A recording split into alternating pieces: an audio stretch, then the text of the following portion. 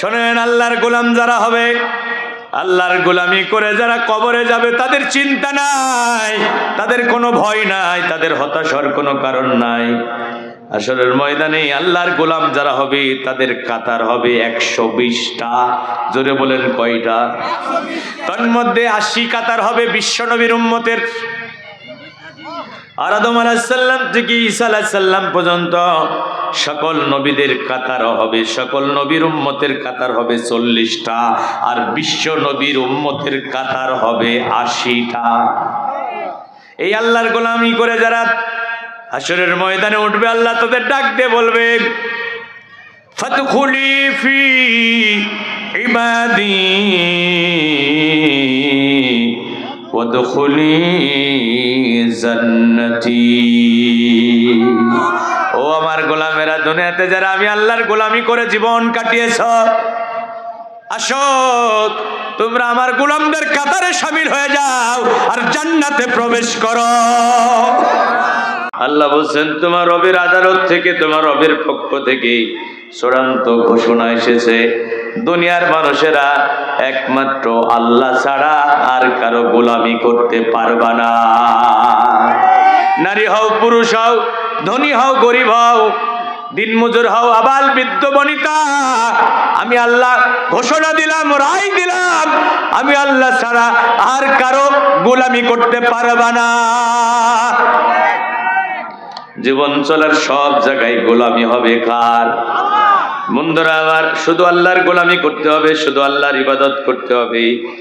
আল্লাহ পাক রব্বুল আমিন বলেন, ওমা খলাকতুল জিন্না ওয়াল ইনসা ইল্লা লিয়াবুদুন। আমি জিন আর মানুষকে সৃষ্টি করেছি শুধুমাত্র কেবলমাত্র আমার গোলামি করার জন্য, আমি আল্লাহর গোলামি করার জন্য। তাহলে গোলামি হবে কার? এক জায়গায় না, সব জায়গায়। সুবিধা মতো কিছু জায়গায় আল্লাহর গোলামি করবেন, আর যেখানে ভালো লাগবে না সেখানে আল্লাহর গোলামি করবেন না। এমন গোলামি আল্লাহর কাছে গ্রহণযোগ্য হবে না। ভাইরা আমার, খুব মনোযোগ দিয়ে আমার কথাগুলো শোনেন। গোলামি হবে শুধুমাত্র এক আল্লাহর। এখন কিছু জায়গায় আল্লাহর গোলামি করবেন, কিছু জায়গায় তাগুতের গোলামি করবেন। দুই গোলামি আল্লাহ গ্রহণ করবে। আচ্ছা ভাইরা আমার, একটু মনোযোগ দিয়ে শোনেন তো। একটা কলমের হেডের ভিতরে কি দুইটা কলম থাকতে পারে? একটা মোবাইলের ক্যাসিং এর ভিতরে কি দুইটা মোবাইল থাকতে পারে? একজন স্ত্রী কি দুইজন স্বামীকে খুশি করতে পারে? ও কনসার্টের আল্লাহর বান্দারা, আমার কথাগুলো হৃদয় দিয়ে শোনো। একটা মোবাইলের ক্যাসিং এর ভিতরে যেমন দুইটা মোবাইল থাকতে পারে না, একটা কলমের হেডের ভিতরে যেমন দুইটা কলম থাকতে পারে না, একজন স্ত্রী যেমন দুইজন স্বামীকে খুশি করতে পারে না, একজন মুমিন, একজন ইমানদার এক আল্লাহ ছাড়া আর কারো গোলামি করতে পারে না। এই অধিকার আল্লাহ আমাদের দেয় নাই। গোলামি হবে কার? সব জায়গায় গোলামি কার? এখন কি আমরা সব জায়গায় আল্লাহর গোলামি করতে পারছি? এখন আমরা সুবিধাবাদ জিন্দাবাদ। যেখানে গোলামি করতে ভালো লাগে সেখানে আল্লাহর গোলামি করি, যেখানে ভালো লাগে না সেখানে শয়তানের গোলামি করি। যেমন ভাইরা আমার, দেখেন একজন মুসলমান, মসজিদে আজান হয়েছে, হাইয়া আলাস সালাহ, নামাজে আসো। এখন সে ব্যবসায়ী মানুষ, অফিসার মানুষ, অফিসের বড় বস, সে আজান হলো, এখন ওই অফিসার মসজিদে গিয়ে সালাত আদায় করলো, আবার সালাত আদায় করে অফিসে যেয়ে টেবিলের নিচ দিয়ে ঘুষ খাইলো। এখন বলেন তো গোলামি কি হলো? এখন আমাদের দেশের মানুষ মনে করে যে গোলামি ইবাদত মানে নামাজ পড়া, রোজা রাখা, সকাল সন্ধ্যা জিকির করা, মসজিদ মাদ্রাসার খেদমত করা, টাকা থাকলে হজ করে আসা, এটাই হলো ইবাদত, এটাই হলো গোলামি। আসলে কি তাই? না না না বন্ধুরা আমার, ইবাদত গোলামি মানে আল্লাহ যা বলেছে তা করা, যা নিষেধ করেছে তা না করা, হুকুম মানা, নিষেধ ছাড়া। ইবাদতের সংজ্ঞা কি? গোলামের সংজ্ঞা কি? আল্লাহর হুকুম মানা আর নিষেধ ছেড়ে দিয়া। আল্লাহ যা বলেছে তা মানা, আল্লাহ যা নিষেধ করেছে তা না করার নামই হলো গোলামি। এখন আল্লাহ বলেছে সালাত কায়েম করো, আপনি মসজিদে গিয়ে সালাত আদায় করলেন, ওই আল্লাহই তো বলেছে অবৈধভাবে সম্পদ ইনকাম করা যাবে না। তাহলে নামাজ পড়লেন, আল্লাহর গোলামি করলেন, অফিসে এসে ঘুষ নিলেন, আল্লাহর গোলামি হলো না, শয়তানের গোলামি হয়ে গেল। রমজান মাসে রোজা রাখলেন, সকাল সন্ধ্যা জিকির করলেন, টাকা আছে হজ করে আসলেন, যাকাত প্রদান করলেন, এই জায়গায় তো ঠিকই আল্লাহর গোলামি করলেন, কিন্তু সমাজ রাষ্ট্র কোর্ট কাছারি পরিচালনা করতে গিয়ে আল্লাহর বিধান বাদ দিয়ে ব্রিটেন আমেরিকার বিধানের কাছে মাথা নত করে দিলেন। এখন ব্যক্তিগত জীবনে আল্লাহর গোলাম, রাজনৈতিক জীবনে শয়তানের গোলাম। আমাদের দেশের অধিকাংশ মুসলমান ব্যক্তিগত জীবনে আল্লাহর গোলামি করে, কিন্তু রাষ্ট্রীয় জীবনে গিয়ে শয়তানের গোলামি করে। কথা বলেন, একটু চোখ বন্ধ করে একটু মাথাটা ঠান্ডা করে চিন্তা করেন তো। এ ভাই, গোলামি সব জায়গায় হবে কার? এখন যে আল্লাহ সালাতের হুকুম করেছে, যে আল্লাহ রমজান মাসে রোজা রাখার কথা বলেছে, যে আল্লাহ সাওয়াবে নিসাবের অধিকারীদের উপরে হজ ফরজ করেছে, যাকাত ফরজ করেছে, ওই আল্লাহ তো কোরআনের আইন দিয়ে রাষ্ট্র পরিচালনা করতে বলেছে। তো জোরে বলেন না কেন ভাই আমার? রাগ হচ্ছে আপনাদের? শোনেন, আল্লাহর গোলাম যারা হবে, আল্লাহর গোলামি করে যারা কবরে যাবে, তাদের চিন্তা নাই, তাদের কোনো ভয় নাই, তাদের হতাশার কোনো কারণ নাই। হাশরের ময়দানে আল্লাহর গোলাম যারা হবে, তাদের কাতার হবে 120টা। জোরে বলেন কয়টা? তার মধ্যে 80 কাতার হবে বিশ্বনবীর উম্মতের। আর আদম আলাইহিস সালাম থেকে ঈসা আলাইহিস সালাম পর্যন্ত সকল নবীদের কাতার হবে, সকল নবীর উম্মতের কাতার হবে 40টা, আর বিশ্ব নবীর উম্মতের কাতার হবে 80টা। এই আল্লাহর গোলামি করে যারা হাশরের ময়দানে উঠবে, আল্লাহ তাদের ডাক দিয়ে বলবে, ফাদখুলি ফি ইবাদি ওয়াদখুলি জান্নাতি। ও আমার গোলামেরা, দুনিয়াতে যারা আমি আল্লাহর গোলামি করে জীবন কাটিয়েছ, আসো তোমরা আমার গোলামদের কাতারে শামিল হয়ে যাও আর জান্নাতে প্রবেশ করো। কে ডাকবেন? আল্লাহ ডেকে ডেকে বলবে, দুনিয়াতে যারা আমার গোলামি করেছো, তারা তোমরা সোজা জান্নাতে চলে যাও। তো এখন কি আমরা আল্লাহর গোলাম হতে পারছি? আমরা এখন সব জায়গায় আল্লাহর গোলামি করতে পারছি না, আমরা আংশিক গোলাম। আচ্ছা ভাই, আংশিক গোলাম হলে কি জান্নাত পাওয়া যাবে? পরিপূর্ণ গোলাম হতে হবে কার? আল্লাহ বলছে, আমি আল্লাহ ছাড়া আর কারো গোলামি করতে পারবো না। এটা তোমার রবের আদালত থেকে রায় হয়েছে। ভাইরা আমার, মশারির ভিতরে যখন ঢোকেন, মশার কামড়ে ঘুম হচ্ছে না, মশারি টাঙিয়েছেন, মশারির ভিতরে যখন ঢোকেন, পুরাটা ঢোকেন না আংশিক ঢোকেন? জোরে বলেন। এখন আপনি মাথা ঢুকিয়েছেন, বডি ঢুকিয়েছেন, পা দুইটা বাইরে বের করে রেখেছেন, মশা খুশি না বেজার? জোরে বলেন। মশা খুশি না? সমস্ত শরীর মশারির ভিতরে আছে, হাতটা বাইরে আছে, মশা খুশি না বেজার? ওই যে ম্যালেরিয়ার জীবাণু বহনকারী মশা যদি আপনার পায়ে কামড়ায়, তারপরও ম্যালেরিয়া হবে, হাতে কামড়ালেও হবে, মাথায় কামড়ালেও হবে। এই জন্য মশারির ভিতরে আমরা ঢুকি, পুরাটাই ঢুকি, কেউ হাত বের করে রাখে না, পা বের করে রাখে না। বন্ধুরা আমার, আপনি ঢাকাতে যাবেন, বাসে উঠেছেন, এখন বাসে বসে সমস্ত শরীর বাসের মধ্যে রেখেছেন, মাথাটা জানলা দিয়ে বের করে রেখেছেন। এখন ড্রাইভার গাড়ি চালাচ্ছে হাইওয়ে রোডে, তিনি যখন লুকিং গ্লাসে দেখলেন তার যাত্রীর মাথাটা বাইরে, বলেন তো ড্রাইভার গাড়ির স্পিড কি বাড়িয়ে দেবে নাকি স্লো করে যাত্রীকে সতর্ক করবে? ও ভাই, মাথাটা ভিতরে ঢুকান। মাথা যদি বাইরে থাকে, অ্যাক্সিডেন্টে মাথা উড়ে যাবে, ঢাকায় যাওয়ার স্বপ্ন পূরণ হবে না। হয় তোমাকে চাঁপাইনবাবগঞ্জের হাসপাতালে নিয়ে যেতে হবে, না হলে গোরস্থানে নিতে হবে। ভাইরা আমার, আমরা তো দেখছি বাংলাদেশের কোটি কোটি মুসলমান কিছু জায়গায় আল্লাহর গোলামি করছে, আর কিছু জায়গায় শয়তানের গোলামি করছে। এই জন্য আমরা তাদেরকে ডেকে ডেকে বলছি, কোরআনের মাহফিল গুলো থেকে, মসজিদের খুতবা থেকে তাদেরকে আহ্বান করছি, ভাইরা আমার, উদখুলু ফিস-সিলমি কাফা। ও আমার ভাই, যদি জাহান্নামের আগুন থেকে বাঁচতে চাও, যদি জান্নাতে যেতে চাও, ইসলামে পরিপূর্ণ ঢোকো, পরিপূর্ণ আল্লাহর গোলাম হয়ে যাও। ভাইরা আমার, দেখেন, পরিপূর্ণ গোলাম যদি আল্লাহ না হন, তাহলে আপনার অবস্থাটা কি হবে? আমি একটু দৃষ্টান্ত দিলে বুঝবেন। এই যে বোতলটা দেখতে পাচ্ছেন, অর্ধেক মধু ঢাললেন, মধু খাইলে উপকার না অপকার? তো সবাই বলেন। আর বিষ খাইলে? বিষ খাইলে ক্ষতি, মধু খাইলে উপকার। চেয়ারম্যান সাহেব চলে এসেছেন, আল্লাহ আমার ভাইকে দুনিয়া এবং আখিরাতে সম্মানিত করুন। মধু খাইলে উপকার, বিষ খাইলে ক্ষতি।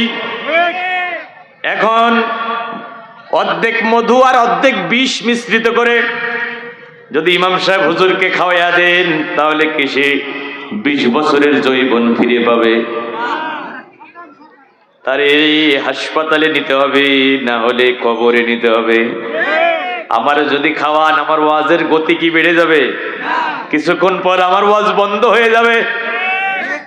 মধু খাইলে উপকার, কিন্তু মধুর ভিতরে যখন বিষ ঢুকেছে, মধুর কার্যকারিতা নষ্ট হয়ে গেছে।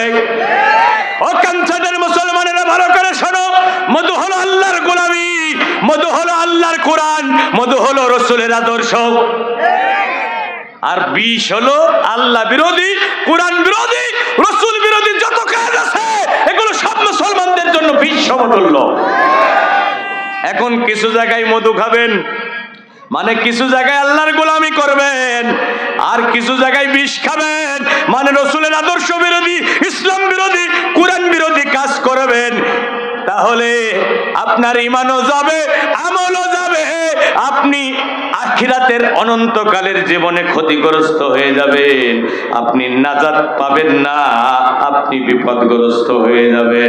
এজন্য সব জায়গায় গোলামি হবে কার? জোরে বলেন। তাহলে রাজি আছেন সব জায়গায় আল্লাহর গোলামি করতে? সব জায়গায় আমরা গোলামি করব কার? এক জায়গায়ও আমরা আল্লাহর গোলামির বাইরে আমাদের জীবন পরিচালনা করব।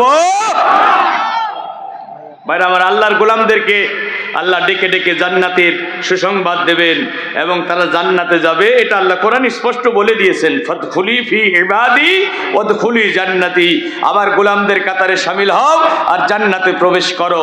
তাহলে এই ঘোষণা কার? তাহলে আমরা গোলাম হব কার? এক জায়গায় না সব জায়গায়? কিছু জায়গায় আল্লাহর গোলামি, কিছু জায়গায় শয়তানের গোলামি করা যাবে। এখন দেখেন, কিছু জায়গায় যারা আল্লাহর গোলামি করবে, কিছু জায়গায় শয়তানের গোলামি করবে, আল্লাহ তাদেরকে একটা উপাধি দিয়েছেন। আমি কি বলবো? বলবো, রাগ করবেন না তো? কোরআনুল কারিমে আল্লাহ তাদের একটা উপাধি দিয়েছেন। ওয়ায়াকুলুনা নুমিনু বিবাদি ওয়া নাকফুরু বিবাদ। আল্লাহ বলেন, যারা আমার কিছু জায়গায় হুকুম মানবে, আমার হুকুম কিছু জায়গায় অস্বীকার করবে, কিছু জায়গায় আল্লাহর হুকুম মানবে, কিছু জায়গায় মানবে ويريدون أن يتخذوا بين ذلك سبيلا। ঈমান এবং কুফরির মাঝামাঝি রাস্তা তৈরি করে নেবে। কিছু জায়গায় আল্লাহর গোলামি, কিছু জায়গায় শয়তানের গোলামি, কিছু জায়গায় আল্লাহর হুকুম মানবে, কিছু জায়গায় শয়তানের হুকুম মানবে। ঈমান এবং কুফরির মাঝামাঝি রাস্তা তৈরি করবে। আল্লাহ তাদেরকে বলতেছেন, উলাইকা হুমুল কাফিরুনা হাক্কা, ওরা হলো নির্ভেজাল কাফের। ওরা কি? হাক্কানি কাফের, সলিড কাফের।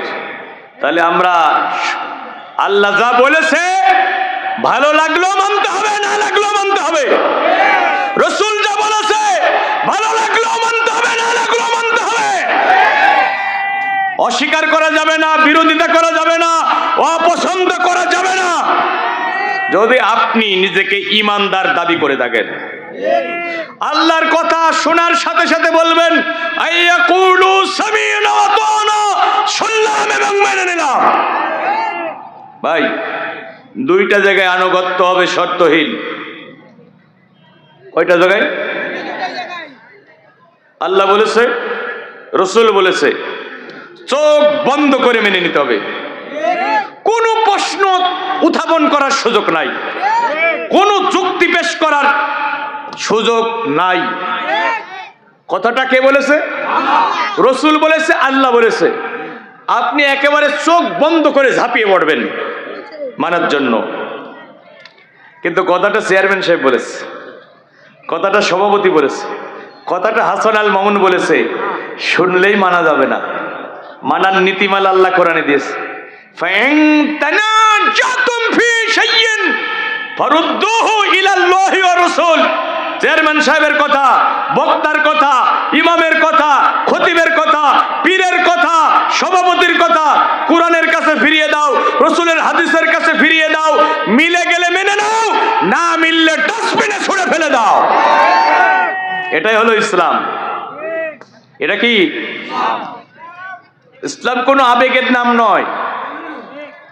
ইসলাম ভালো লাগার কোনো বিষয় না। জেনে বুঝে আপনাকে কালেমা পড়ে ইমানের খাতায় নাম লেখাতে হবে। আপনি যেদিন বলেছেন লা ইলাহা ইল্লাল্লাহ, সেদিনই তো আপনি বলেছেন আল্লাহ তোমার হুকুম ছাড়া কারো হুকুম আমি মানবো না।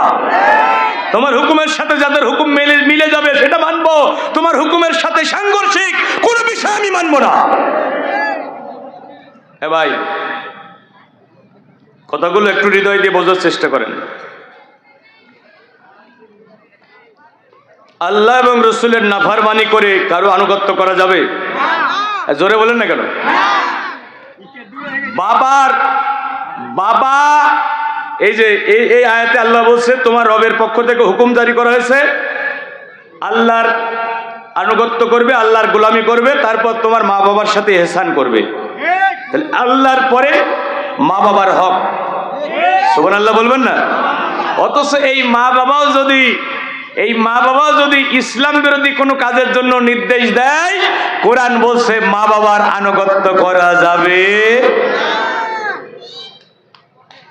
আবু উবাইদা ইবনুল জাররাহ রাদিয়াল্লাহু তাআলা আনহু আশারে মুবাশশারার সদস্য। দুনিয়া থেকে বিশ্বনবীর পবিত্র জবানে যারা জান্নাতের সুসংবাদ পেয়েছে তার মধ্যে একজন হলো আবু উবাইদা। দেখেন ভাইরা আমার, বদরের যুদ্ধে তার বাবা কাফিরদের পক্ষে আর আবু উবাইদা বিশ্বনবীর পক্ষে, ইসলামের পক্ষে।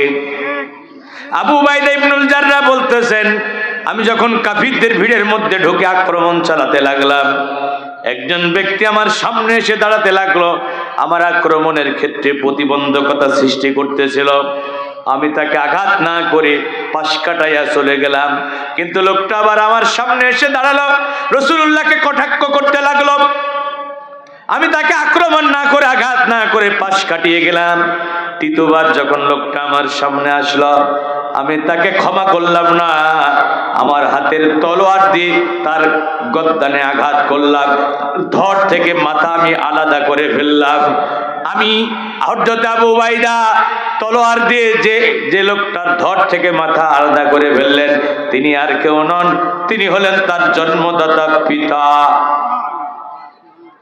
তার জন্মদাতা পিতা আবু উবাইদা বাবাকে হত্যা করেছেন যুদ্ধের ময়দানে, কারণ সে ইসলামের দুশমন। রাসূলকে গালি দিয়েছে, বরদাস্ত করতে পারে নাই, ধড় থেকে মাথা আলাদা করে ফেলেছে। আবু উবাইদার উপরে আল্লাহ খুশি না বেজার? সূরা মুজাদালার আয়াত নাজিল করে প্রশংসা করেছেন আল্লাহ। সুবহানাল্লাহ বলবেন না? এই যে আমার মুকিমের ছেলের নাম রাখছে আবু উবাইদা। আমি কালকে যখন শুনলাম রাতে এসে, আমি বললাম যে তুমি তো চমৎকার একটা নাম রাখছো। আবু উবাইদা ইবনুল জাররাহ আপন বাবাকে বদরের ময়দানে হত্যা করেছে। মুসআব ইবনে উমাইর, তার ভাই আমির ইবনে উমাইর বদরের যুদ্ধে বন্দী হয়েছে। মুসআব ইবনে উমাইর এত ধনাঢ্য সাহাবী ছিল, তিনি এত দামি সুগন্ধি ব্যবহার করতেন, রাস্তা দিয়ে হেঁটে গেলে লোকেরা বুঝতে পারছো মুসআব ইবনে উমাইর এই রাস্তা দিয়ে হেঁটে গেছে। তিনি যখন খানা খেতে বসতেন, 50 জন 60 জন মেহমান নিয়ে খেতে বসতেন, পিতলের থালায় করে মেহমানদেরকে তিনি আপ্যায়ন করতেন, খাবার দিতেন, পরিবেশন করতেন। খাবার শেষ হয়ে গেলে এই পিতলের থালাগুলো মেহমানদেরকে হাদিয়া দিয়া দিতেন। তিনি ইসলাম গ্রহণ করলেন, হিজরত করে মদিনায় চলে গেলেন। বদরের যুদ্ধে তার ভাই আমির ইবনে উমাইর বন্দী হলো। তার হাত দুইটা যখন সাহাবীরা বাঁধতেছেন, তিনি একটু চতুর প্রকৃতির ছিলেন। বললেন, ওই যে রাসূলের জালিলুল কদর সাহাবী মুসাব ইবনে উমাইর, সে আমার আপন ভাই, আমার হাতটা তোমরা একটু ঢিলা করে বাঁধো। মুসাব ইবনে উমাইরের কথা শুনে সাহাবীরা তার হাতটা একটু ঢিলা করে বাঁধলেন। সকালবেলা মুসাব ইবনে উমাইর যখন শুনতে পেলেন তার পরিচয় দিয়ে সে সুযোগ সুবিধা নিয়েছে, সাহাবীরা তার হাত ঢিলা করে বেঁধেছে। মুসাব ইবনে উমাইর তিনি বললেন, তার হাত দুইটা শক্ত করে বাঁধো, তার মার অনেক টাকা আছে, বেশি করে মুক্তিপণ আদায় করিও। সাহাবীরা বলছেন, সে না আপনার আপন ভাই। মুসাব ইবনে উমাইর বলে, যে হাতে তলোয়ার নেই, যে হাত তলোয়ার নেই, রাসূলুল্লাহর বিপক্ষে অবস্থান করেছে, ওই হাতটা তোমরা শক্ত করে বাঁধো, সে কখনো মুসাবের ভাই হতে পারে না। সুবহানাল্লাহ বলেন। কি ঈমান দেখেন সাহাবীদের। আল্লাহ এবং রাসূলের নাফরমানি করে কারো আনুগত্য করা যাবে না। বদরের যুদ্ধে হযরত আবু বকর ইসলামের পক্ষে, আবু বকরের ছেলে আব্দুর রহমান ইসলামের বিপক্ষে। যুদ্ধ শেষে কোনোদিন বাপ আর ছেলের মধ্যে কথোপকথন হচ্ছে। আব্দুর রহমান বলতেছে, বাবা, বদরের ময়দানে আমি অনেকবার আপনাকে আঘাত করার সুযোগ পেয়েছি, কিন্তু বাবা হিসেবে আঘাত করে নাই, আপনাকে ছাড় দিয়েছি। হযরত আবু বকর সিংহ শাবকের ন্যায় গর্জন করে উঠলেন আর বললেন, আল্লাহে রাব্বি কাবা, কাবার রবের কসম করে বলছি, হেরে আমার কলিজার টুকরা সন্তান আব্দুর রহমান, ভালো করে শোনো। বদরের ময়দানে অনেকবার তুমি আমাকে আঘাত করার সুযোগ পেয়েছো, কিন্তু বাবা হিসাবে আঘাত করো নাই। আল্লাহর কসম করে বলছি, বদরের ময়দানে একটা বার আবু বকর যদি তোমাকে সামনে পেয়ে যেত, আবু বকরের তলোয়ারের প্রথম কাজটা শুরু হয়ে যেত তোমাকে দিয়ে। ছেলে হিসাবে আমি তোমাকে ক্ষমা করতাম না। আব্দুর রহমান বলে, বাবা, আমি তো তোমার ওই সন্তান, একটুখানি অসুখ হলে সারা রাত প্রদীপ হয়ে শিওরে বসে থেকেছো, নিজে না খেয়ে আমারে খাইয়েছো, আদর করে চুমা দিয়েছো, কপালে চুমা দিয়েছো, ঠোঁটে চুমা দিয়েছো, তুমি আমারে আঘাত করতে তোমার কি মায়া লাগতো না? আবু বকর বলে, এরে ছেলে, বদরের ময়দানে আমি তোমাকে সন্তান হিসাবে মূল্যায়ন করতাম না, বদরের ময়দানে আমি তোমাকে মূল্যায়ন করতাম। তুমি আল্লাহর দুশমন, তুমি রাসূলের দুশমন, তুমি ইসলামের দুশমন, আল্লাহর দুশমন, রাসূলের দুশমন, কোরআনের দুশমনের সাথে আবু বকরের কোনো সম্পর্ক থাকতে পারে না। এটা হলো ঈমান। ভাইরা আমার, আল্লাহ বলেছে, রাসূল বলেছে, চোখ বন্ধ করে মেনে নিতে হবে। কোন যুক্তি পেশ করা যাবে? এ কথা বলা যাবে? 1400 বছর আগের কোরআন এখন কি চলে? এখন আমাদের কিছু ভাই বলে, মানদাত্তার যুগের কোরআন এখন কি আধুনিক যুগে চলে? আমরা যখন বলি আল্লাহ বলেছে চোর চুরি করলে হাত কেটে দাও, এটা কে বলেছে? একটু জোরে বলেন না কেন ভাই? এটা আমার কথা না কোরআনের কথা? ভাই এ দেখেন, আমি, আপনারা তো বাংলা আরবি পড়তে যদি নাও পারেন, বাংলা কোরআন আপনাদের বাড়িতে আছে না? বাংলা তরজমা সহ কোরআন। ভাই, সূরা মাইয়িদার 38 নম্বর আয়াতটা একটু খুলে দেখেন তো। সূরা মাইয়িদা 5 নম্বর সূরা, আয়াত নম্বর 38। আল্লাহ কি বলছে দেখেন, والسارق والسارقة فاقطعوا أيديهما। চোর পুরুষ হোক আর নারী হোক, চুরি করলে তাদের হাত কেটে দাও। এটা অর্ডার করেছে কে? আল্লাহ। একটু জোরে বলেন। আল্লাহ। এটা উপদেশ না অর্ডার ভাই? অর্ডার। তা আল্লাহ যেটা অর্ডার করেছে সেটা ফরজ না নফল? একটু জোরে বলে না ভাই? আকিমুস সালাত, সালাত কায়েম করো, এটা ফরজ না নফল? ভালো লাগলেও সালাত কায়েম করতে হবে, না লাগলেও সালাত কায়েম করতে হবে। এখন কেউ যদি বলে সালাত আমার ভালো লাগে না, সে কাফের না মুসলিম? আমার কথা কি বুঝতে পারছেন? কারণ সালাতের হুকুম করেছে কে? তো চোর চুরি করলে হাত কেটে দাও, এটা হুকুম করেছে কে? ওই যে গোলাম হওয়া পরিপূর্ণ না আংশিক? তো সব কথা যারা মেনে নিয়েছে তারাই তো আল্লাহর গোলাম, তারাই তো পরিপূর্ণ গোলাম। আর কিছু মেনেছে কিছু মানে নাই, তারা আংশিক গোলাম। আমরা গোলাম হব পরিপূর্ণ না আংশিক?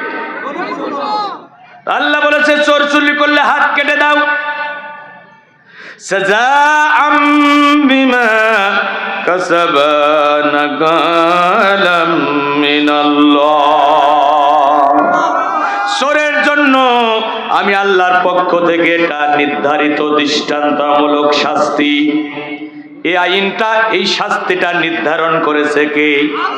চোরের জন্য এই শাস্তিটা নির্ধারণ করেছে কে? কথা বলে না।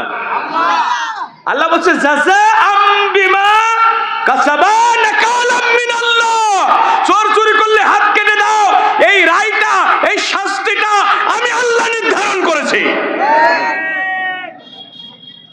এজন্য দেখেন রাসূলুল্লাহ মক্কা বিজয়ের 3 দিনের মাথার ঘটনা, কুরাইশ বংশের অন্তর্ভুক্ত বানু মাকজুম গোত্রের সম্ভ্রান্ত পরিবারের মেয়ে, নাম তার ফাতিমা, তিনি চুরি করেছেন। রাসূলের কাছে বিচার গেল, আল্লাহর নবী কোরআনের আইন দিয়ে বিচারের রায় দিলেন, হাত কেটে দাও। সাহাবীরা চিন্তায় পড়ে গেলেন যে মেয়েটা চুরি করেছে এটা কুরাইশ বংশের মেয়ে। রাসূলের বংশের নাম কি? এই মেয়েটাও কুরাইশ বংশের মেয়ে। এই মেয়েটার যদি হাত কেটে দেয়া হয়, ইতিহাস সাক্ষ্য হয়ে থাকবে, রাসূলের বংশের উপরে কলঙ্ক লেপন হয়ে যাবে। আবার এই মেয়েটার এখনো বিয়ে হয় নাই, যদি হাত কেটে দেয়া হয় তাহলে তো মেয়েটার বিয়ে দেওয়াও যাবে না। সাহাবীরা কি করবেন চিন্তায় পড়ে গেলেন। পরামর্শ করলেন আল্লাহর নবীকে সুপারিশ করা হোক, আল্লাহর নবী যেন মেয়েটারে মাফ করে দেন। আমার ভাইরা বলেন তো রাসূল কি মাফ করেছেন? জোরে বলেন। কে যাবে রাসূলের কাছে সুপারিশ করতে? বুখারীর হাদিস। আল্লাহর নবীর পালক পুত্র যায়েদ বিন হারিস, যায়েদ বিন হারিসের কলিজার টুকরা সন্তান উসামা বিন যায়েদ। আল্লাহর নবী উসামাকে খুবই বেশি ভালোবাসতেন। সাহাবীরা বললেন, উসামা তুমি যাও না, রাসূলের কাছে গিয়ে সুপারিশটা করো। হযরত উসামা বলে, নানার কাছে কত আবেদনিত করি, এই ব্যাপারে কথা বলবো, সমস্যা কোথায়? হযরত উসামা আল্লাহর নবীর কাছে গেলেন, বললেন, ইয়া রাসূলুল্লাহ, হাবিবাল্লাহ, কুরাইশ বংশের অন্তর্ভুক্ত বানু মাকজুম গোত্রের সম্ভ্রান্ত পরিবারের মেয়ে ফাতেমা চুরি করেছে। আপনি কোরআনের আইন দিয়ে রায় দিয়েছেন মেয়েটার হাত কেটে দেওয়ার জন্য, কিন্তু সাহাবীরা সুপারিশ করেছে আপনি যেন মেয়েটার হাত কেটে না দেন, বরং কিছু দিরহাম জরিমানা করেন, অথবা শাস্তিটা একটু লঘু করে দেন, রায়টা একটু পরিবর্তন করে দেন। নবীজি রায় পরিবর্তন করলেন না, বরং উঠে দাঁড়ালেন। রাসূলের চেহারাটা রক্তিম বর্ণ ধারণ করলো। আল্লাহর নবী বক্তৃতা শুরু করলেন, ও আমার সাহাবীরা, ইতিপূর্বে বনি ইসরাইলের অনেক কমকে আমার আল্লাহ ধ্বংস করে দিয়েছেন, কারণ তাদের সম্ভ্রান্ত মানুষগুলো যখন অপরাধ করত বিচারটা ঢিলে ঢালা ভাবে হতো, আর দুর্বলের অপরাধ করলে বিচারটা একেবারে হক আদায় করে হতো। এখনো এই দ্বিমুখী নীতি আছে না? না। লেডি ফিরাউন যখন ক্ষমতায় ছিল, লেডি ফিরাউনের নাম কি? বলেন বলেন, লেডি ফিরাউনের নাম কি? আমি এই শেখ হাসিনার লেডি ফিরাউন বলি। আমি শেখ হাসিনার উপাধি দিয়েছি লেডি ফিরাউন। বলবেন ফিরাউন তো আজ থেকে 4-5 হাজার বছর আগে মারা গেছে, এখন কি আবার ফিরাউন আছে নাকি? আছে না নাই? দেখেন বদরের যুদ্ধে আবু জেহেল যখন নিহত হলো, আল্লাহ রাসূল বলছে আমার ভাই মুসাকে আল্লাহ ফিরাউন দিয়েছে, একটা ফিরাউন দিয়েছিল, আমাকেও আল্লাহ একটা ফিরাউন দিয়েছিল, তো আমার ভাই মুসার ফিরাউনের চেয়েও আমার ফিরাউন বড় জালিম। কারণ মুসার ফিরাউন যখন নীল দরিয়ায় ডুবে মরছে তখন সে ঈমানের ঘোষণা দিয়েছে। ভাই কষ্ট লাগছে আপনাদের? মুসার ফিরাউন যখন নীল দরিয়ায় ডুবে মরছে তখন সে ঈমান আনে নাই? হ্যাঁ, ঈমান আনছে। আপনারা জানেন না? সূরা ইউনূসের 90 নম্বর আয়াত পড়ে দেখেন। মুসার ফিরাউন যখন নীল দরিয়ায় ডুবে মরছে তখন সে বলছে, আমানতু আন্নাহু লা ইলাহা ইল্লাল্লাযী আমানাত বিহি বানু ইসরাঈল ওয়া আনা মিনাল মুসলিমিন। আল্লাহ আমারে নীল দরিয়ায় ডুবায় মেরো না, আমি ঈমান আনলাম ওই আল্লাহর উপরে যে আল্লাহর উপর ঈমান এনেছে বনি ইসরাইলের মানুষেরা, আর আমি একজন খাঁটি মুসলমান। আল্লাহ বলছে, আল আনা ওয়া কদ আসাইতু ক্বাবলু ওয়া কুনতু মিনাল মুফসিদিন। এই বেটা ফিরাউন, এখন নীল দরিয়ায় ডুবে মরার সময় ঈমান আনছো, তোমার ইতিপূর্বে তুমি তো ফাসাদ সৃষ্টিকারী ছিলে, আবার নবী আর তার সঙ্গী সাথীদের উপরে তুমি জুলুম নির্যাতন আর অত্যাচারের স্টিমরোলার চালিয়েছো, এখন ঈমান আনছো, এখন তোমার ঈমান গ্রহণ করা হবে। ফালিয়াউমা নুনাজ্জিকা বিবাদানিকা লিতাকুনা লিমান খালফাকা আয়া। তোমার লাশ আজকে নীলদুরাই ডুবিয়ে মারার পরে পানিতে পচে যাবে না, মাটিতে মিশে যাবে না। এই নদীর কোন জানোয়ার তোমার লাশ খাবে না। তোমার লাশটা আমি আল্লাহ শুটকি করে সংরক্ষণ করে রাখবো। ফিরাউনের লাশ এখনো আছে না? না, নিদর্শন হিসাবে রেখে দেব, যাতে তোমার লাশ দেখে জালেমেরা শিক্ষা নিতে পারে। আমরা যদি ফিরাউনের মতো আচরণ করি আমাদের পরিণতি হবে এরকম। কিন্তু আল্লাহ বলছে খুব কম মানুষই এখান থেকে শিক্ষা গ্রহণ করে। ভাইরা আমার, দেখেন ফিরাউন নীল দরিয়ায় ডুবে মরার সময় আল্লাহর প্রতি ঈমান আনছে, আর আবু জেহেল যখন মারা যাচ্ছে ওই যে দুইটা বাচ্চা ছেলের হাতে আক্রান্ত হয়েছে, তখনও সে মরে নাই। ইবনে মাসুদকে আল্লাহ বলছে, আল্লাহ রসুল বলছে, যাও মাসুদ আবু জেহেলের মাথাটা কেটে আনো। দেখেন রসুল্লাহ আব্দুল ইবনে মাসুদকে কেন পাঠালেন? ইবনে মাসুদ কাবা চত্বরে একদিন কোরআন তেলাওয়াত করেছিল প্রকাশ্যে, এই কারণে আবু জেহেল থাপ্পড় মেরে ইবনে মাসুদের কানের তালা ফাটিয়ে দিয়েছিল। আল্লাহ রসুল বললেন, ইবনে মাসুদ যাও, ওই দিনের প্রতিশোধ নাও। ইবনে মাসুদ গিয়ে আবু জেহেলের বুকের উপরে বসছে, তখন আবু জেহেল মরি নাই। তা আবু জেহেল বলছে, শোনো, আমার মাথাটা যখন কাটবা একটু লম্বা করে কেটো, যাতে কাফিরদের মাঝখানে যখন আমার মাথাটা রাখবা আমার মাথাটা লম্বা করে কেটো, যাতে লোকেরা বুঝতে পারে আমি মক্কার নেতা আবু জেহেল। কি শয়তান দেখছেন, মরার সময় বলছে মাথা লম্বা করে কেটো। আল্লাহ রসুল আবু জেহেলের এই মাথাটা, এই কর্তৃত মাথা বদরের কূপের মধ্যে ফেলে দিচ্ছেন। আমরা হাজী সাহেবরা যখন বদরের কূপের পাশে দাঁড়াই, কেউ জুতা মারে, কেউ ইট মারে, কেউ পাথর মারে, কেউ থুতা মারে, থুতু নিক্ষেপ করে। তো ভাইরা আমার, তো এখন ওই আবু জেহেলের মাথাটা যখন রসুল্লাহ বদরের কূপের মধ্যে ফেলে দিচ্ছে, তখন আল্লাহ রসুল বলছে, হাযা ফিরআউন হাযিহিল উম্মাহ, এই উম্মতের জন্য এটাই হলো ফিরআউন, এই উম্মতের জন্য এটাই হলো ফিরআউন। ভাইরা আমার, ফিরআউন 4000-5000 বছর পৃথিবীর বুক থেকে বিদায় নিয়ে চলে গেছে। আজকে বাংলাদেশের রাষ্ট্র ক্ষমতা অধিষ্ঠিত হয়ে দিনের ভোট রাতে মেরে নিয়েছে। অসংখ্য নিরপরাধ আলেম ওলামাদেরকে মিথ্যা মামলা দিয়ে জেলখানায় বন্দী করেছে। আল্লামা সাঈদীর মতো বিশ্বনন্দিত মুফাসসিরকে 13 বছর জেলখানায় বন্দী করে রেখে ভারতের প্রেসক্রিপশনে চিকিৎসার নামে প্রহসন করে যারা হত্যা করেছে, তারাই হলো এই জামানার ফিরআউন।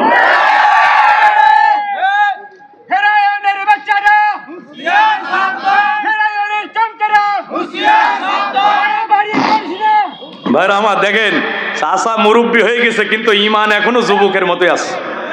আর যুবকরা বসে আছে কিন্তু তাকবীর দিতে পারছে না, কিন্তু চাচা দিচ্ছে। ভাইরা আমার, তাহলে আমি যে কথা বলতেছিলাম যে ফিরআউন বিদায় নিয়ে চলে গেছে, কিন্তু ফিরআউনের নাতিপুতিরা এখনো আছে না নাই?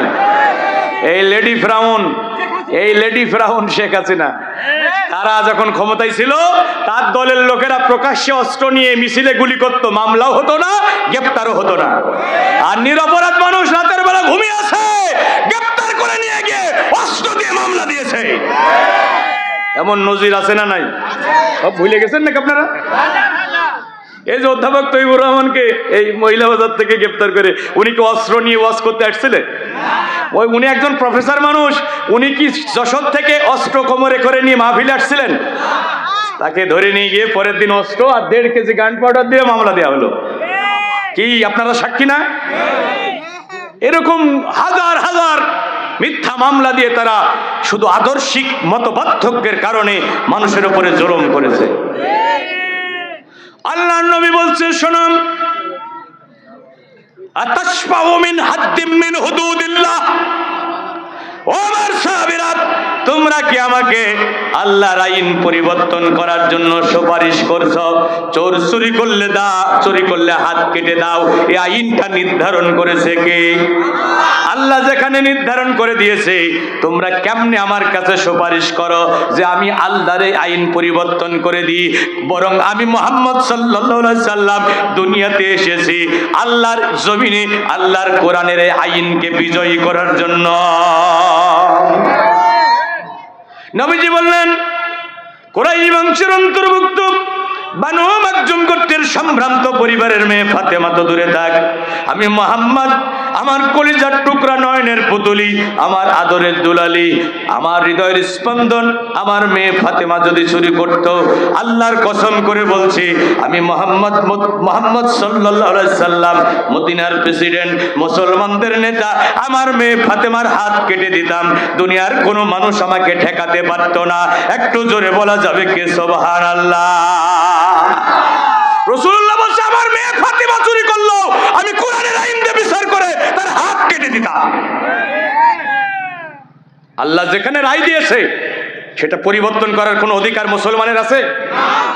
ওমা কানা লিমুমিনিন ওয়ালা মুমিনাতিন ইযা কাদাল্লাহু ওয়া রাসূলুহু আমরান, আল্লাহ এবং রাসূলের পক্ষ থেকে যদি কোনো হুকুম জারি হয়ে যায়, মুমিন পুরুষ এবং নারীদের অধিকার নাই ওই হুকুম অমান্য করে চলে যায়। কে বলেছেন? যদি তুমি নিজেকে মুমিন দাবি করো, নারী হওয়ার পুরুষ হও, আল্লাহ যা বলেছে রাসূল যা বলেছে ভালো লাগলো মানতে হবে, না লাগলো মানতে হবে। ওয়া মাইয়াসিল্লাহ ওয়া রাসূলহু ফাকাদ দাল্লা দালালাম মুবিনা, কেউ যদি জেনে বুঝে আল্লাহ এবং রাসূলের হুকুম অমান্য করে তাহলে তারা অন্ধকারে আলোর দিশা খুঁজে পাবে না, তারা পথভ্রষ্ট হয়ে যাবে, তারা গোমরাহী হয়ে যাবে, তারা জান্নাতের পথের ঠিকানা হারায়া ফেলবে। ঘোষণা কার? তাহলে সব জায়গায় গোলামি হবে কার? জোরে সোরে তাকবীর দিয়ে বলেন সব জায়গায় গোলামি হবে কার? কারা কারা আল্লাহর গোলাম হতে রাজি আছেন? দুহাত উঁচু করে আল্লাহকে দেখান। লিল্লাহি তাকবীর, লিল্লাহি তাকবীর।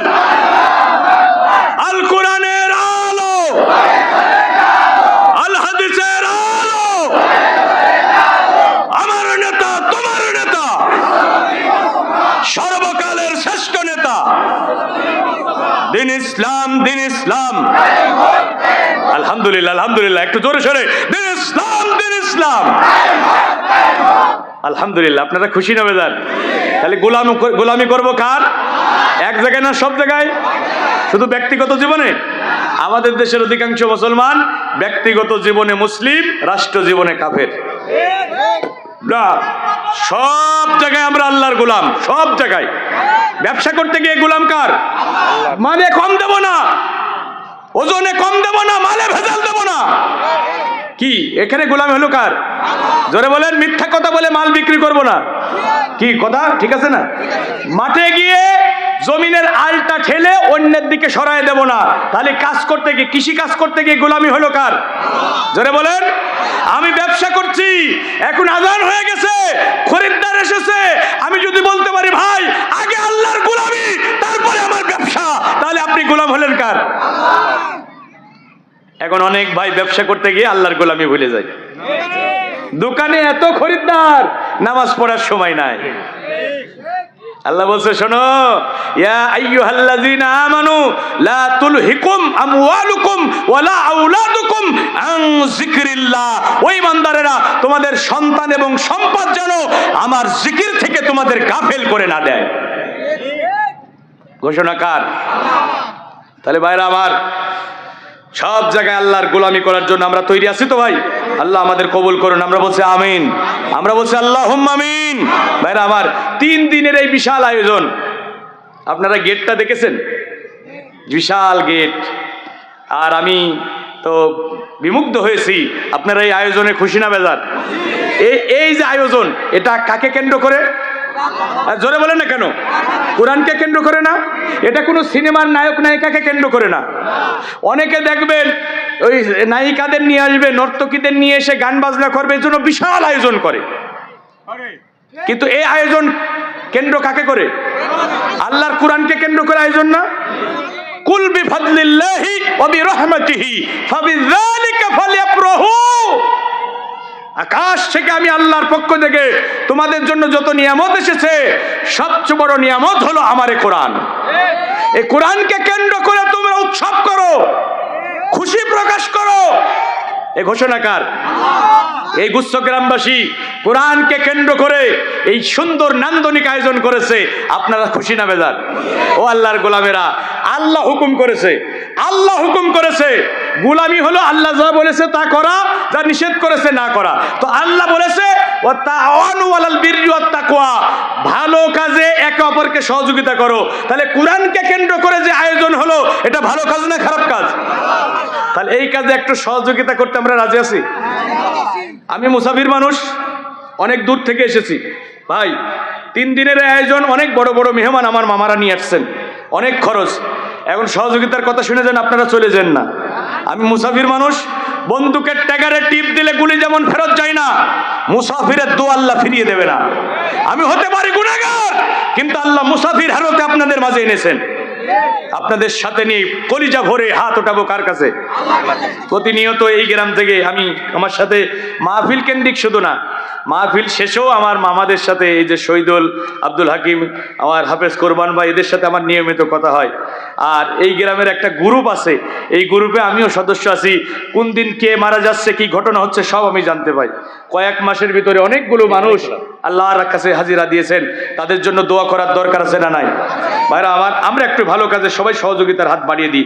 আমি মুসাফির মানুষ, ব্যাগ নিয়ে ভিতরে যাচ্ছে, আমরা একটু পকেটে হাত দিত ভাই 5 মিনিটের জন্য, তারপর আবার আলোচনায় শুরু করব। আমিও হাত দিলাম পকেটে, যেহেতু আমি বলতেছি লিমা তাকুলুনা মা লা তাফালুন, তুমি মানুষকে যা বলো নিজে করো না, এটা আল্লাহর কাছে পছন্দ না। এজন্য আমিও হাত দিলাম আমার মানি ব্যাগে, আপনারা একটু হাত দেন ভাই মেহেরবানি করে। মা বোনেরা আপনাদের যাদের প্রস্তুতি আছে একটু সহযোগিতার হাত বাড়িয়ে দিন। স্বেচ্ছাসেবিকা বোনেরা ভিতরে ঢুকবে, ওই যে ছেলেরা চাদর নিয়ে যাচ্ছে, আপনারা একটু সহযোগিতার হাত বাড়িয়ে দিন। বিশাল আয়োজন, অনেক টাকা খরচ। আমরা একটাই ভালো কাজে শরীক হই, কোরআনকে কেন্দ্র করে যে উৎসব, যে আয়োজন, এখানে আমরা সবাই একটু সহযোগিতার হাত বাড়িয়ে দিই আর একটু মহব্বতে জিকির করি সুবহানাল্লাহ আলহামদুলিল্লাহ লা ইলাহা ইল্লাল্লাহ সুবহানাল্লাহ আলহামদুলিল্লাহ লা ইলাহা। চায়ের দোকানে বসলে 50-100 টাকা খরচ হয়ে যায় ভাই, কেউ মাহরুম হবেন না, মেহেরবানি করে সবাই একটু সহযোগিতার হাত বাড়িয়ে দিন। মা খবরে চলে গেছে, এই যে আমার ভাই 150 টাকা দিয়েছেন, আল্লাহ কবুল করুন। সবাই একটু পকেটে হাত দেন ভাই, সবাই পকেটে হাত দেন। আমি যেহেতু নিজে দিয়েছি, আমি আপনাদেরকে বলছি কেউ মাহরুম হবেন না, সবাই দেন, সবাই দেন। যাদের পকেটে টাকা আছে তারা দেবেন, না থাকলে দেবেন কোথা থেকে? আগামীকাল দেবেন, না হলে পরশু দিন দেবেন। কালকে পরশু দিনে তো কালেকশন হবে, সময় আছে, আজকে প্রস্তুতি নাই। মার জন্য, বাবার জন্য একটু পকেটে করে টাকা নিয়ে আসবেন। মা কবরে চলে গেছে, বাবা চলে গেছে, বেঁচে থাকলে তো একটা শাড়ি দেওয়া লাগতো, পাঞ্জাবি দেওয়া লাগতো। বিদায় নিয়ে চলে গেছে, শাড়িও দেওয়া লাগে না, পাঞ্জাবি দেওয়া লাগে না, ওষুধ কেনাও লাগে না। এই জন্য ভাইরা আমার, আমরা একটু মা বাবার জন্য দিই।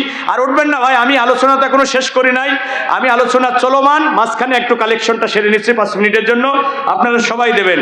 একটু জিকির করে সুবহানাল্লাহ আলহামদুলিল্লাহ লা ইলাহা ইল্লাল্লাহ সুবহানাল্লাহ আলহামদুলিল্লাহ লা ইলাহা। ও রহমান তুমি আমায় রহম করো, ও রহমান তুমি আমায় রহম করো, ও দয়াবান তুমি আমায় দয়া করো, ও রহমান তুমি আমায় রহম করো, ও রহমান তুমি আমায় রহম করো।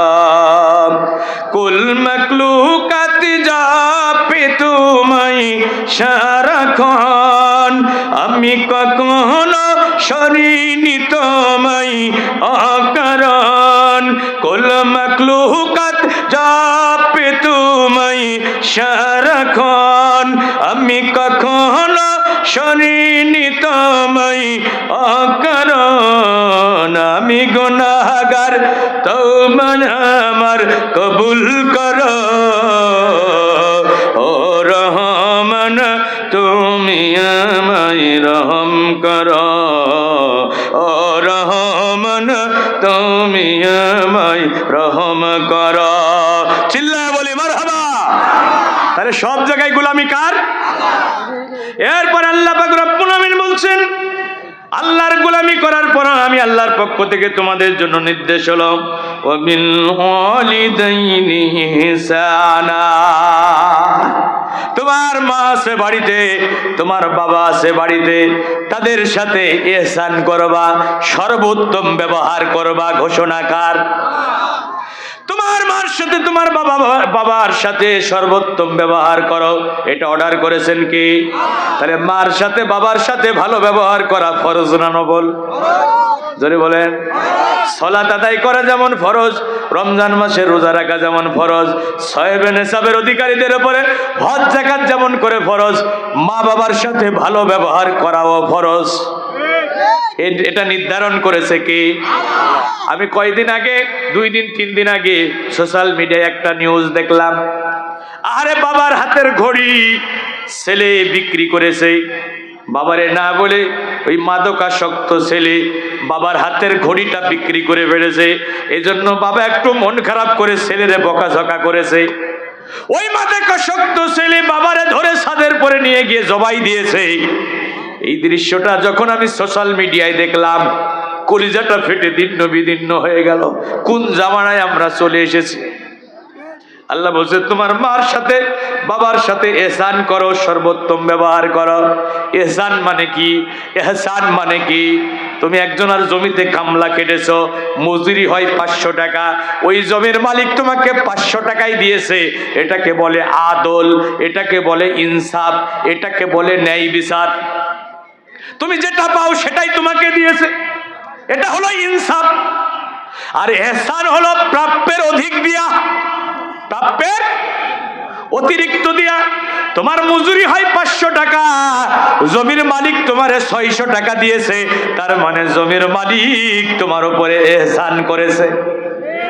তার মানে তোমার মা বাবা ছোটবেলায় তোমার জন্য যতটা করেছে তুমি তার চেয়েও বেশি করবা, তুমি তোমার মা বাবার জন্য তার চেয়েও বেশি করবা।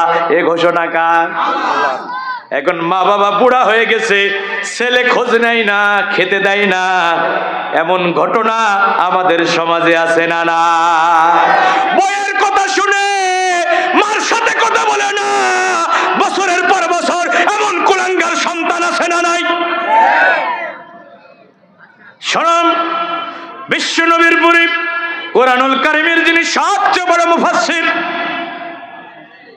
যাকে রাইসুল মুফাসসিরিন বলা হয়, ইমামুত তাফসীর বলা হয়, নাম তার আব্দুল ইবনে আব্বাস, রাসূলের আপন চাচাতো ভাই। ইবনে আব্বাস যখন জন্মগ্রহণ করেন, বিশ্বনবী নিজের মুখের লালা ইবনে আব্বাসের মুখে দিয়েছিল, আর বুকের উপরে হাত রেখে দোয়া করেছিল, আল্লাহুম্মা ফাক্কিহু ফিদ্দীন ওয়াল্লিমহুত তাউইল। রব্বুল আমিন আমার চাচাতো ভাই ইবনে আব্বাসকে তুমি দ্বীনের ফকি বানায়া দিও, আর তাকে তুমি কোরআনের তাফসীর শিক্ষা দিও। একটু জোরে বলা যাবে কি সুবহানাল্লাহ? রাসূলের দোয়ার বদৌলতে তিনি উম্মতের সবচেয়ে বড় মুফাসসির। ইবনে আব্বাস বলছেন, বুখারীর রিওয়ায়াতে এসেছে, ও চাপাই নবাবগঞ্জবাসী আমার কথাগুলো একটু কলিজা দিয়ে শুনে যাও। আজকের মাহফিলটা আমার আপনার জীবনের শেষ মাহফিল হয়ে যেতে পারে। আগামীকাল এই মাহফিলে আমরা বসতে পারবো এমন গ্যারান্টি এবং ওয়ারেন্টি কি আমাদের কারো কাছে আছে? জীবনের শেষ মাহফিল মনে করে আমার নসিহতগুলো, আমার কথাগুলো শুনে যাও। যদি আমল করতে পারো, দুনিয়াতে দেখা না হলো জান্নাতি কোরআনের মাহফিলে আল্লাহ মিলিত করে দেবে ইনশাআল্লাহ। ইবনে আব্বাস বলেন, ইন্নী লা আ'লামু আমালান আকরাবু ইলাল্লাহি মিন বিররিল ওয়ালিদাইন। দুনিয়ার মানুষেরা যদি খুব সহজে তোমরা আল্লাহকে খুশি করতে চাও, খুব সহজে যদি আল্লাহর নৈকট্য হাসিল করতে চাও, আমি ইবনে আব্বাস কোরআনের সবচেয়ে বড় মুফাসসির তোমাদেরকে একটা আমলের কথা বলে যাই। এই আমলটা যদি করতে পারো, খুব সহজে তুমি তোমার আল্লাহকে খুশি করতে পারবা। ওই আমলটা হলো মিন বিররিল ওয়ালিদাইন। তুমি তোমার মার সাথে বাবার সাথে সর্বোত্তম ব্যবহার করবা। এটা এমন এক আমল, এই আমলের মাধ্যমে তুমি সহজে আল্লাহকে খুশি করতে পারবা। এর চেয়েও সহজ আমল আমি ইবনে আব্বাসের আর জানা না। আরো জোরে বলেন, এর চেয়েও সহজ আমল আমি ইবনে আব্বাসের আর জানা নাই। সুবহানাল্লাহ বলবেন না? প্রিয় নবী বলেন, রিদার রাব্বি ফি রিদাল ওয়ালিদাইন ওয়া সাকাতার রাব্বি ফি সাকাতাল ওয়ালিদাইন। তোমার মা বাবার খুশিতে তোমার রবের খুশি, তোমার মা বাবার অসন্তুষ্টিতে তোমার রবের অসন্তুষ্টি। এই হাদিসের ব্যাখ্যায় মুহাদ্দিসিনে কেরাম বলেন, দুনিয়া পরিমাণ আমল করে আল্লাহরে খুশি করা যাবে না যদি মা বাবা তার উপরে নারাজ থাকে। মা বাবার মনে কষ্ট দিয়া, মা বাবার মনে ব্যথা দিয়া দুনিয়া পরিমাণ নেক আমল করো, আল্লাহরে খুশি করা যাবে না। ভাইরা আমার, জান্নাত পাওয়ার জন্য তুমি মক্কা মদিনায় লক্ষ লক্ষ টাকা খরচ করে ছুটে যাচ্ছ, তুমি 1000 কোটি টাকার মালিক হলেও তোমার উপরে জীবনে হজ একবারই ফরজ। জোরে বলেন, হজ কয়বার ফরজ? এখন তুমি বারবার মক্কায় ছুটে যাচ্ছ, বারবার মদিনায় ছুটে যাচ্ছ আল্লাহরে খুশি করার জন্য, ওই জান্নাতটা পাওয়ার জন্য।